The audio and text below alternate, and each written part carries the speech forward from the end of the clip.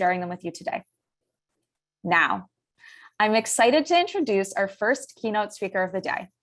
Jennifer Boyd is a multiple Emmy Award-winning producer and director.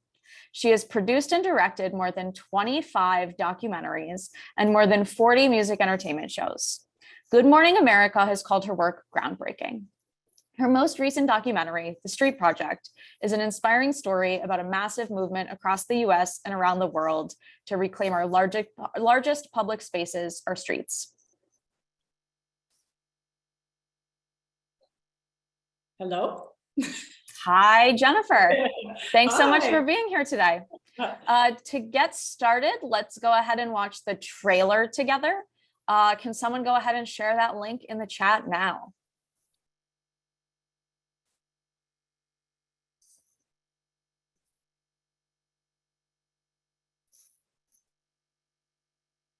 So the way that this will work, as I mentioned earlier, we're going to share the links in the chat.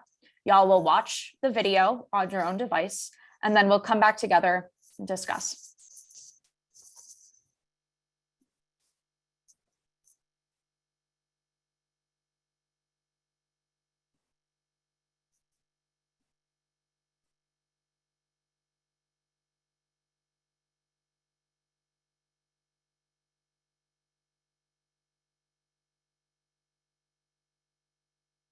Apologies again, everyone. Could I get our host to share this in the chat? It looks like it is in the chat. Thank you indeed. Thank you indeed.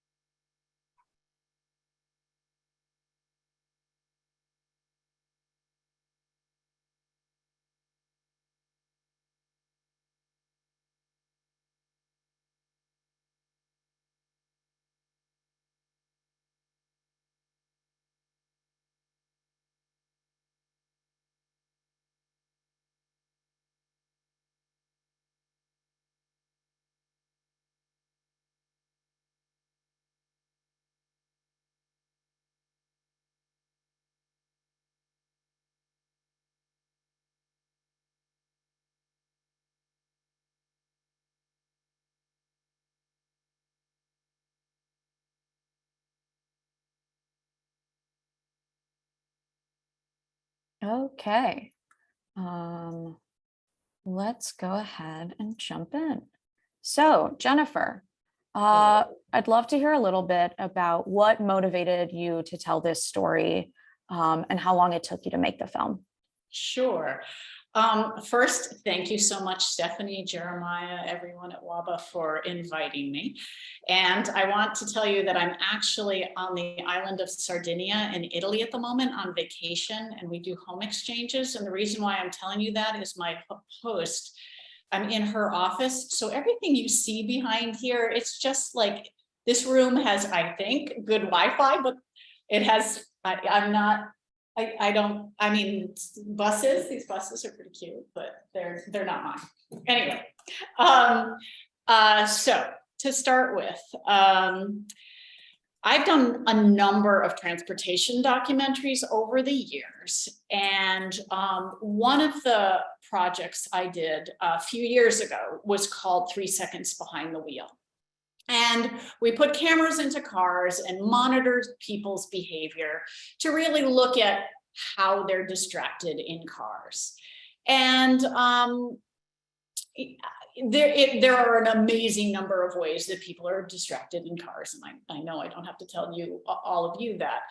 And because it did well, a lot of people watched it. And because it did well, I was able to get funding for another project that I wanted to do. I wanted to look at the other half of fatalities. And I knew that half of all fatalities worldwide happened inside of cars, and the other half happened outside of cars to pedestrians and cyclists. So when I started the project, I thought, all right, maybe I'll even use the same technology. I'll do street camera security. I'll work with some cities. I'll put GoPros onto bikes, and we'll see, how are pedestrians and cyclists being distracted? How is distraction influencing their crash rates? And for many of you who might be laughing at home, I think I learned very, very quickly that distraction had pretty much nothing to do with pedestrians and cyclists being killed. Distraction of their own accord, of course, drivers being distracted.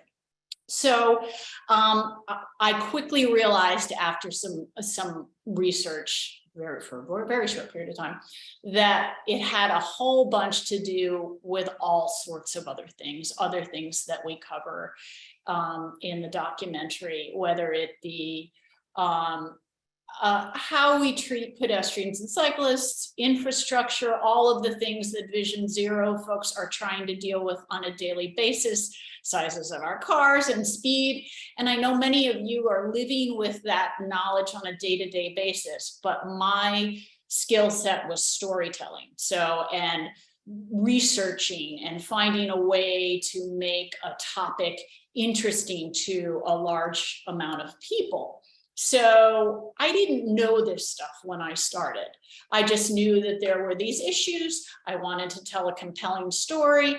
And so off I go. And what I do want to say is the last thing I wanted to do was create another piece of journalism where people want to bury their heads in the sand and say, no, enough. I know the world is bad. I don't want to hear another thing about how awful the world is. So what I wanted to do, so then how do you tell a story about pedestrian and cycling fatalities and not make it sound terrible? I know that sounds crazy. But what I decided to do was tell a story that I hope is very motivational. And that being a story about a grassroots movement. Here in the United States, very much so. The documentary is largely focused on the United States, but then also looking at other countries for inspiration. And you will see in the documentary that there is one scene that I had to show to help tell the character development, but overall no one cries, no one dies. And it's really about hopefully motivating people to understand that just because things are this way now, they don't have to be this way forever.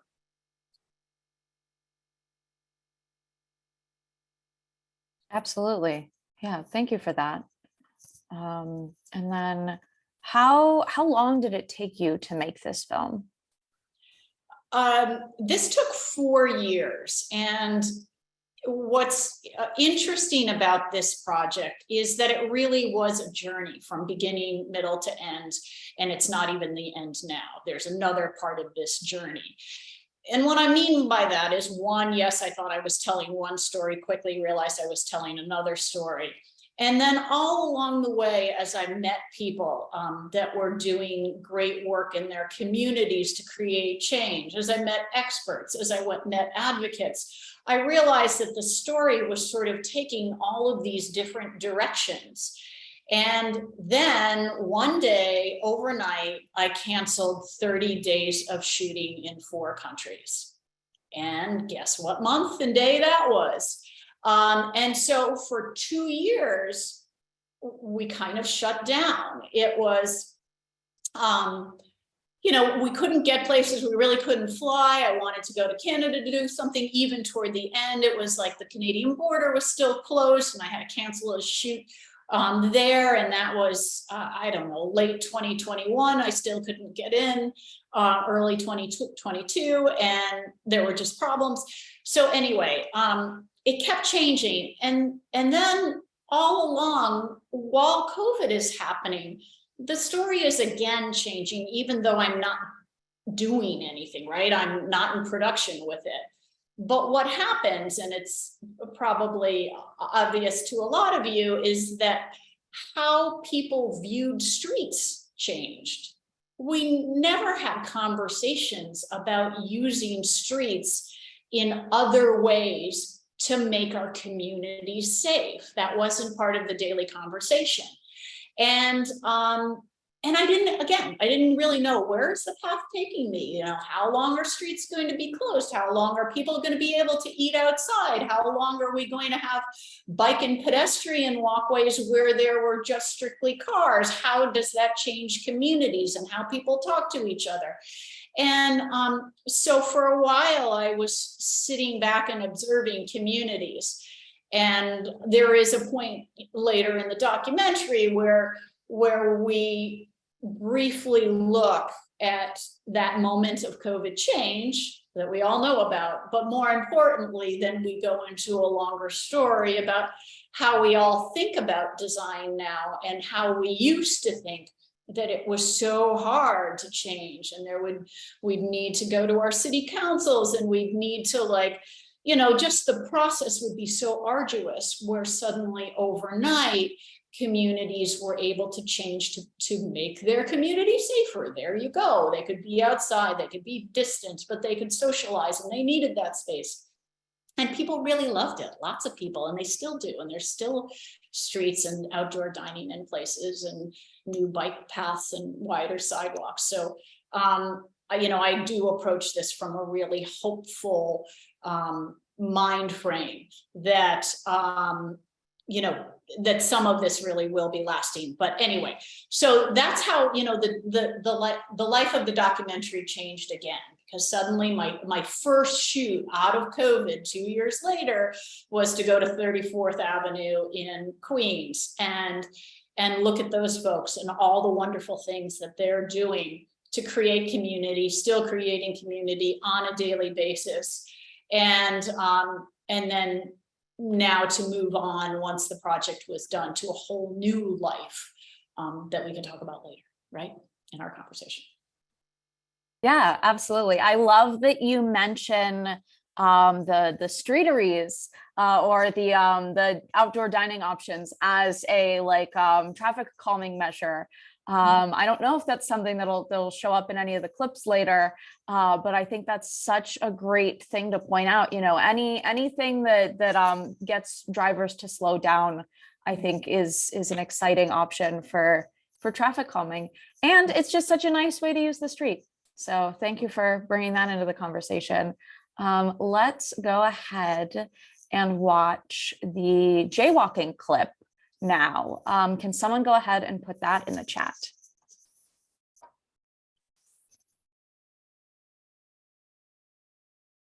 And then once again, we will watch the clip on our own devices. We will come back and we will discuss.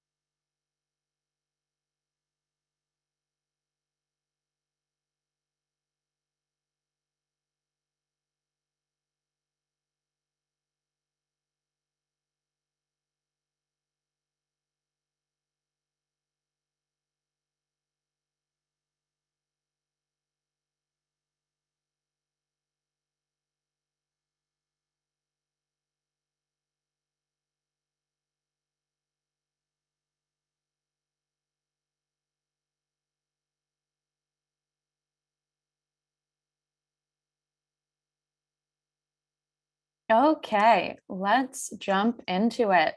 So, the jaywalking clip really surprised me.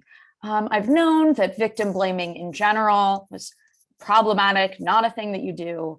But I didn't know that the auto industry pushed the idea of jaywalking as a way of shifting the blame. Did you know about the history of the term before you made the film? Or was this something you learned about along the way? Yeah, no. From the perspective of a documentary producer and director, that you decide on what you're going to do. You gather a whole bunch of facts. You do a lot of research, and then it's almost like writing a master's thesis. You have, your outline, then you have your supporting quotes, and then you present your paper. In this case, there were so many twists and turns along the way. And jaywalking is one of those twists and turns. Yes, our experts talked about it. We realized it was a negative term. We started to understand the power of public relations. And that it existed really early on in the history of our country and everywhere. To the power to change minds, right? And but what was also really interesting is that the co-producer on this project, Lindsay Thompson, had found some archival material, archival public service announcements, educational films, pamphlets. Thankfully, with the miracle of Google, we were able to, there was a lot more resources easily available, meaning we could gather them through the National Archives or other national resources, but it wasn't so hard to find some of this stuff. So anyway, we found all sorts of interesting materials that actually, they were used. Those were pieces that were used to educate the general public, and you would reasonably say, okay, no, you should not run into traffic because you could get killed. Right, of course. But it's sort of this interesting twist of words and language, which then made me think about all of the other ways that we use language when we talk about road traffic safety.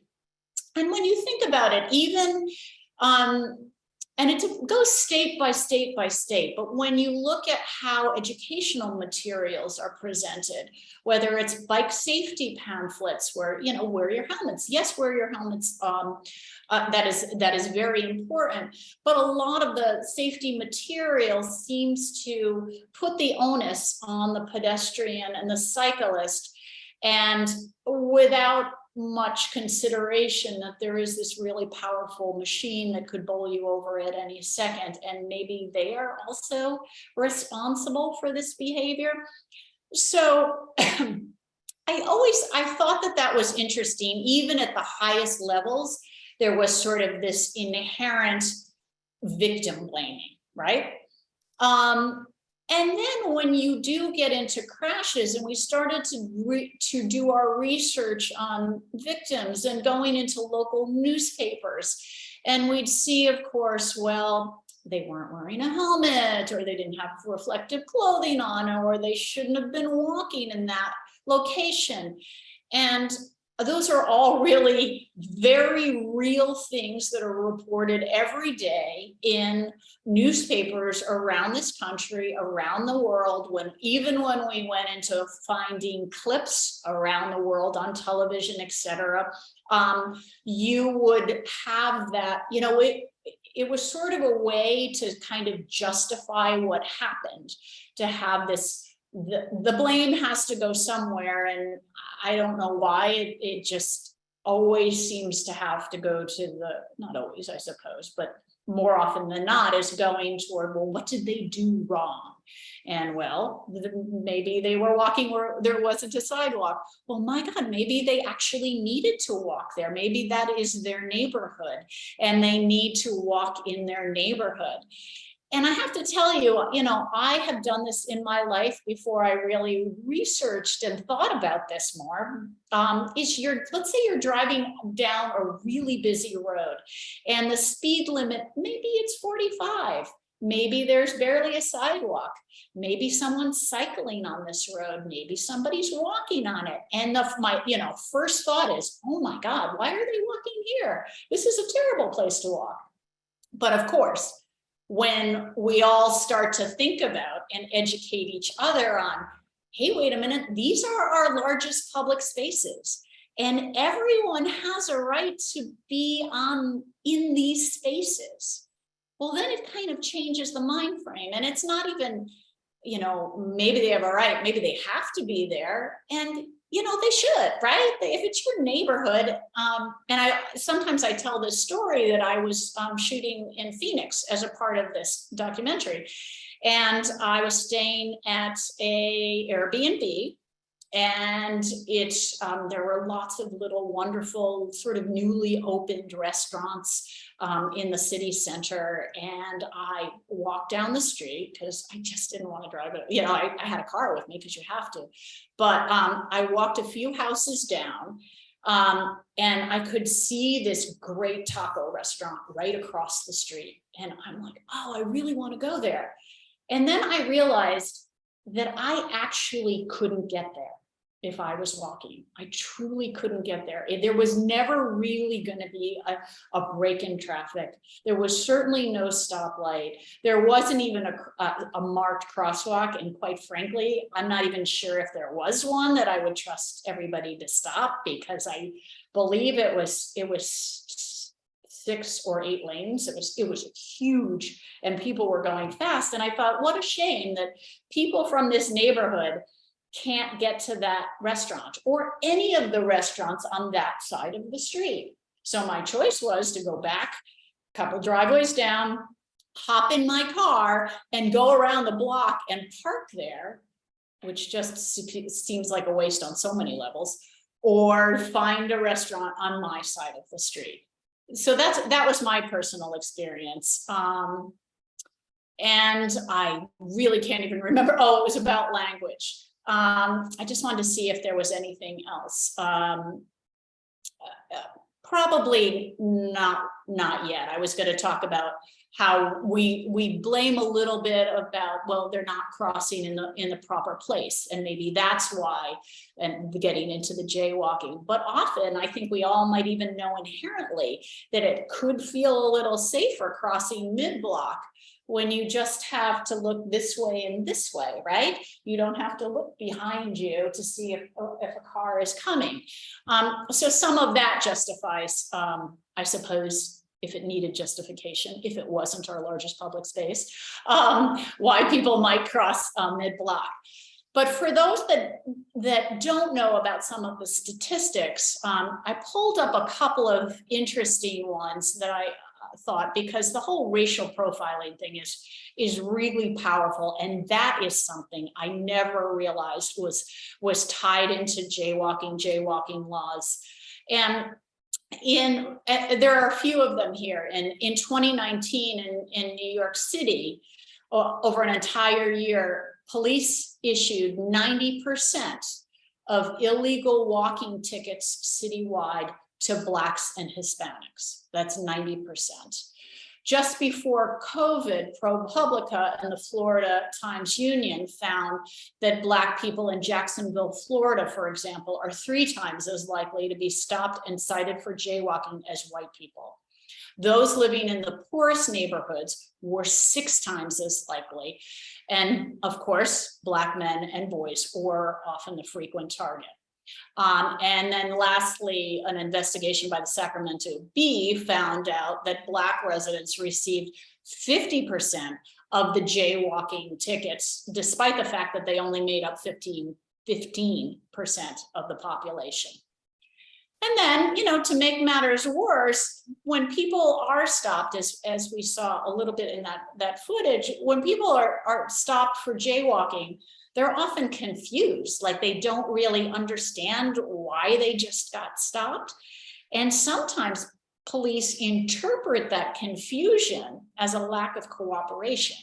And then you can see sort of that things can and do escalate. So there was a lot there, a lot to learn, a lot to unpack with how we talk about this. Yeah, absolutely. I'm grateful that you have, made sure to highlight race as a part of this conversation. I know that's one of the things that I really appreciate about this clip, how Jeff Speck acknowledges the relationship between jaywalking and racial injustice. And I also think that bringing like the shift worker getting a jaywalking charge in the clip, like also does a good job of bringing class into the conversation. I think it's important for us to think about these things like who owns cars and who doesn't, who needs to get around on foot, which neighborhoods have ample crosswalks and which ones don't. I'm very grateful that this is a part of the conversation today. And then I think that this clip and our conversation touches on the idea that jaywalking is connected to a structural issue. If there were more crosswalks in a neighborhood, or even if those crosswalks were in more strategic locations, where is it that people are trying to get to? We would see more people using them. Looking at neighborhood resources and thinking about what needs to be connected to residential areas, what needs to have a safe passageway, thoughts like this. But yeah, we're getting into design a little bit, and I'm looking forward to diving into street design more with this next clip. Can someone please put in the chat the speed clip, please?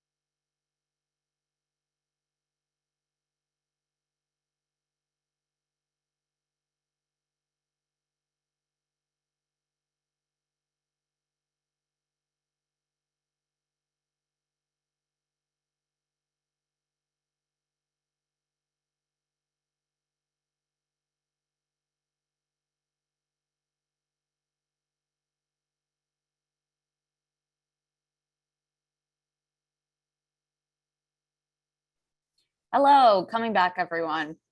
So this may be the first time we mention speed today during the summit, but it certainly won't be the last. I loved the idea of including this clip early on in this year's conference because I really enjoyed the description of safe street design options and the accompanying visual. I think being able to see the different, street calming measures is really fun to be able to get a good picture of. So what I would love to do is take us through an example of safe street design right here in our very region.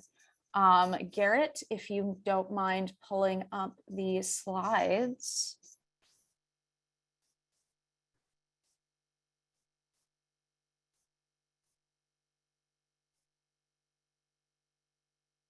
And then over to, yes, here we go. So this is 15th Street, New Hampshire, W Street, B Street, and Florida Ave Northwest. So some background information. This is a project that included a complete street and streetscape redesign and reconstruction over roughly 10 years. This was something that was in planning for a long time, but it became prioritized after there was a fatality. Thus, it was one of DC's first kind of quick build street safety projects.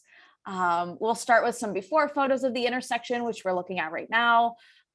This intersection was nicknamed the Death Star due to its star-like shape and notorious record of crashes. Something else that I want to note while we're talking about this intersection is that this major investment did happen in, relatively wealthy, walkable and bikeable Ward 1. But there are some great visuals here and, key learnings that can be used in street design elsewhere. So like I said, this is an aerial view of the intersection before it was redesigned. I would personally describe it as chaotic and at least a little terrifying. And then we've got some street views as well. If you go over to the next slide. Here's another before, and then can we get one more? All right, like I said, chaotic, lots of stuff all over the place. So what we're going to do next is let's go through and see an aerial view of after the redesign. If you go to the next slide, here we are. So some of the key design features that make it a safer intersection now are the reduction in driving lanes. So there were 3 northbound lanes, now we're down to 2. They put in major curb extensions, creating wider sidewalks and a plaza for the Capitol Bike Share Station. We've got 2-way protected bike lanes with a bike signal phase, and we've got pedestrian refuge islands for shorter crossings. Since this redesign, which I believe was completed in 2016, there have been no reported fatalities, and there have only been minor crashes reported. So I believe there were 3 bicycle crashes, 1 involving a pedestrian, and then 3 crashes involving drivers. Thank you. Of course, as a staff member of Washington Area Bicyclist Association, I feel I have to highlight the bicycle talk from the clip. A bike lane in Scandinavia can move 6,000 people per hour. I think I'm also thinking about the climate change implications here as well, What would it look like to move people more quickly and efficiently while reducing car trips in the city? Speaking of reducing car trips, Jennifer, I read that you chose to use bikes as the main transportation for the crew and camera gear while filming. Right. What was that like? So I have to tell you, I am somebody who would be very, very, very cautious about biking in a city. It's really, I'm just a chicken when it comes to all of that.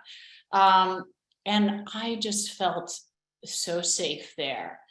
And there's a couple of reasons for their success, and then I'll get to the crew part, but it truly is the fastest way to get around. There's no doubt. If you look at Google Maps and you want to get from point A to point B, that is the way to do it. And every other way is complicated. It takes longer to drive. it takes longer to find a parking spot after you've driven. And then you're not really necessarily next to the thing you want to be going to. So people really choose to bike, and it's not for exercise. It's not a hobby. It is to get from point A to point B as fast and efficiently as possible. And so, when I was looking for a crew and chatting with the crew, I asked them, just assuming how I would normally shoot in other cities, that there would be somebody with a car that would be nearby. We'd never be able to park in the right spot. So I'd have to hire somebody to just sit in a car, be near us, and we'd unload and load gear. And then go on to the next place. And they were like, I don't think that that's necessary. You really don't need to do that. We shoot, documentaries, feature films all the time using bikes. Do you have a photo of the crew? Because I can call one up. Yes, I think we're trying to get that shared right now. I can do it if my screen is allowed to do it. I've got it in my slide deck. Garrett, if you don't mind sharing the second to last. And I'll keep talking until then. So, so this was the person you saw in the clip. Bicycles are king. And these were our crew guys. This DP, director of photography, works on major multi-million-dollar features in Scandinavia and throughout Europe, and found out that we were doing this documentary and wanted to be a part of it. And again, the producer also, she was a local producer for us to organize things and rent it's called the Christiana bike, cargo bike. And you should see how she maneuvers this stuff. It's amazing, through tiny little gaps. So it was like, we call them dollies or whatever. We were able to have this smooth track riding for so much of it. I have to tell you, we rarely used a GoPro on handlebars or on foot pedals. We didn't need to, because he was there and we always felt safe. Now, can you imagine this entourage in any city in America, where there's 1, 2, 3, there's a production assistant in back that also has another sort of cargo bike. You kind of can't see him very well. But imagine that you have all of these people, plus I'm there. I'm riding a bike, you can't see me. And then there's a still photographer that's also part of this. And we all felt completely safe. And, for the most part, we tried to not be obtrusive, because there are people using this that need to get to work, et cetera. And, it does take some effort. This happened, we were able to get this, what I think is a nice shot, because this is a bridge just for cyclists and pedestrians, but it's not all like unicorns and this just happens to be a sort of a showpiece bike lane that really, it's quite functional. It gets you across this canal, but there are plenty of places throughout the city. And what's also really interesting, that aren't so showpiece, they're just very functional, nothing was specially built except the hard division. What was I going to say? Yeah, I kind of lost it for a moment, but it's just really interesting to know that there are plenty of cars. It's a community where the street functions for all. It functions for the pedestrian, it functions for the cyclist. And, I think it functions for the car. It's just not necessarily the fastest and best form of transportation. And if it's raining, they're out there cycling. If it's nighttime, everybody's cycling. If it's raining and nighttime, it doesn't matter. They dress for the weather, because it's the easiest way to get around. And I think sometimes when we design our cycling and walking paths in the United States, we don't really think about that it needs to be the easiest way to get from point A to point B. We think, oh, well, they're cycling, they probably want a quieter street. And so we'll take them down this pathway and around over here. Let's go through the park and then bring them back. Well, that's lovely, but if you really want it as a choice for transportation, you want to get from point A to point B safely. And that's really what they've mastered.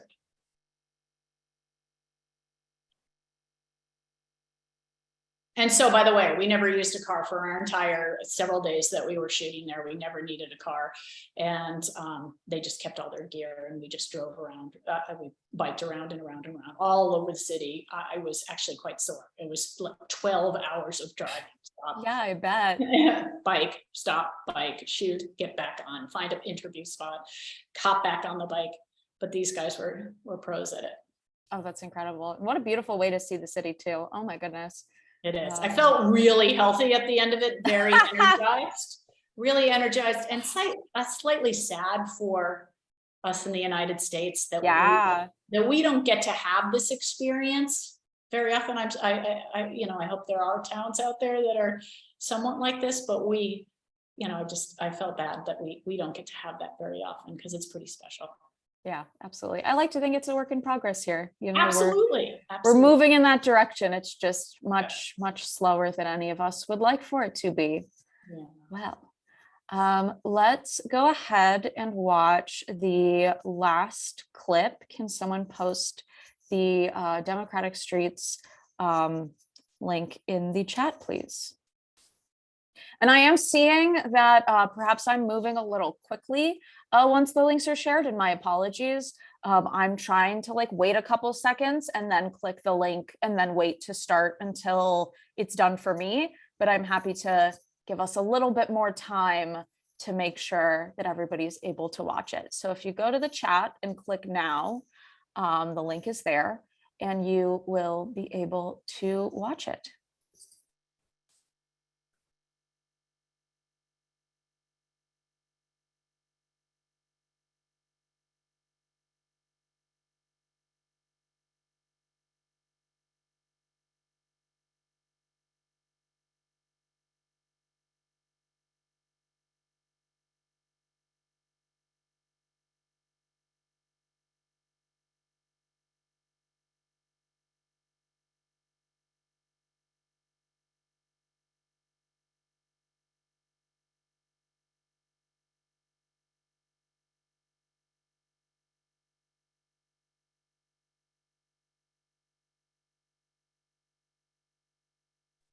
Oh, it looks like the link was only shared to hosts and panelists. Can someone please share that to the overall group?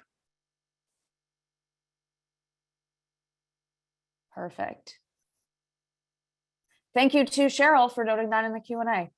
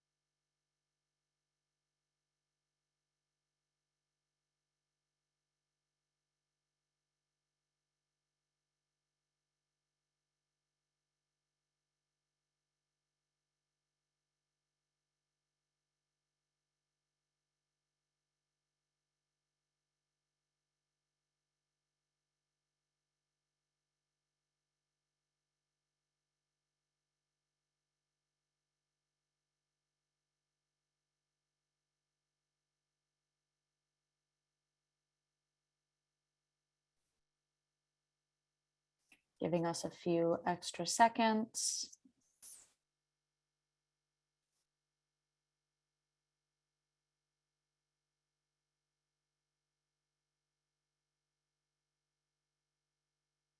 Once again, letting y'all know that we are not sharing the videos via streaming. We are sharing the links in the chat, and we are asking that you watch them on your own device and then come back together. It ends up that the technical logistics of streaming the clips were a little challenging for us today.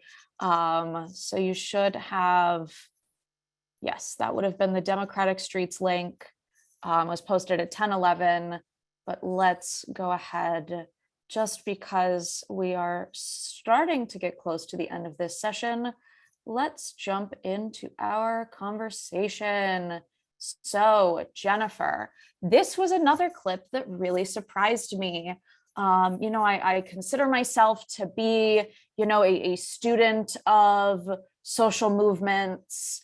I have considered myself, pretty plugged in, pretty aware of all of these things.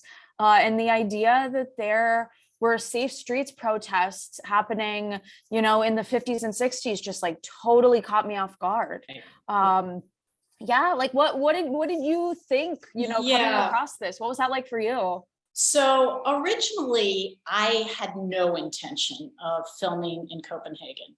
None at all, because it just seems so stereotypical. Okay, I'm going to do this. I'm going to find the cycling utopia. And of course, it's going to be Copenhagen and everything is sunshine and roses, or clouds and roses. So I wasn't going to do that. And I had other countries and other things in mind. COVID hit. And then I realized, as I was doing further research, was that Copenhagen wasn't always like that. And that they had done what a lot of US and cities around the world had done. When cars came in, they were new, they were modern, everybody wanted one. And so they took away sidewalks, they took away bike lanes, they made it easier for cars to get around. And it really became a fascinating story, because they had this car infrastructure. That's what they were known for, 50s, 60s, etc. It wasn't cycling, but there was a point where they were near bankruptcy, that they actually, there was an oil crisis. And it certainly wasn't the wealthy city that it is today. And so people had to get around. They were, taking the wood from their house and furniture and burning it for warmth. They didn't have the luxury of using gasoline. So they started getting out those bicycles and using bicycles as forms of transportation. But the streets weren't safe. The infrastructure wasn't there.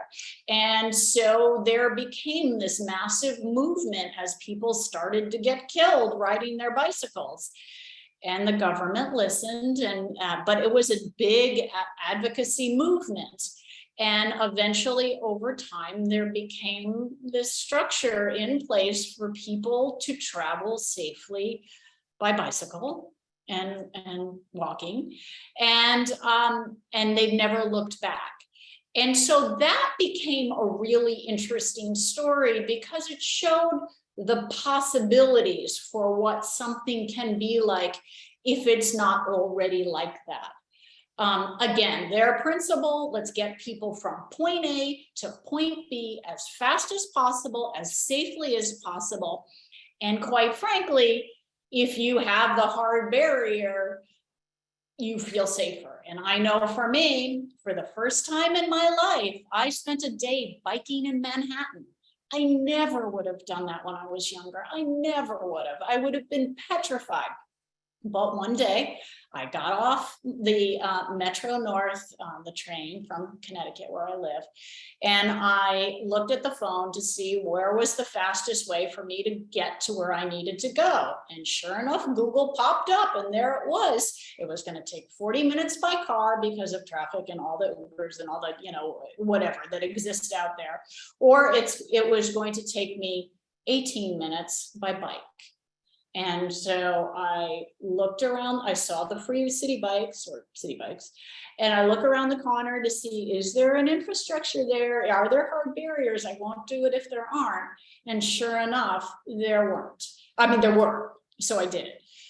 So at the end of the day, that it was really enlightening, but to get back to, motivating for change. That was a reason to go to Copenhagen. Not that it's perfect now, but that there was a path.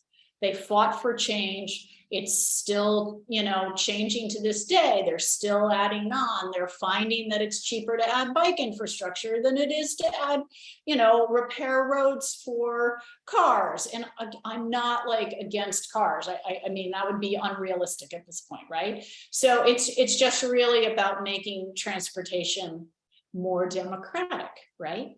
Democratic for all. And that's a theme that really struck me. That at the end of the day, I thought I was doing a safety film. I thought I was doing something to find out why people were getting killed and how it could be prevented. But really, at the end of the day, what I was doing was creating a documentary about creating democratic streets for all, because they are our largest spaces. We need to make them accessible, enjoyable, functional, and safe for all types of users, right? So, that's really where it is. And I know we're starting to run out of time, but I did just want to say that, and that's where the journey continues, is that we're using this. For those of you that don't know, this is airing, being distributed through PBS International. So it's meant for mainstream audiences.